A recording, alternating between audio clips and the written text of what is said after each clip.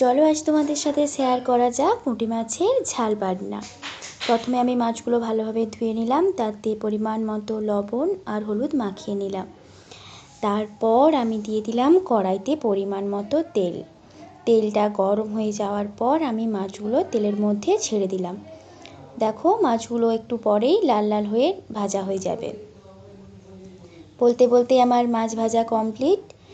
এরপর আমি কড়াইতে আবার পরিমাণ মতো তেল দিয়ে দেবো, দিয়ে কুচিয়ে রাখা পেঁয়াজ কুচিগুলো তেলের মধ্যে তুলে দেব। এরপর দিয়ে দেবো একে একে লঙ্কা গুঁড়ি, হলুদ গুঁড়ে আর পরিমাণ মতো লবণ।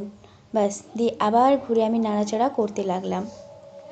এরপর আমি আবার দিয়ে দিলাম বেটে রাখা সর্ষে বাটনা।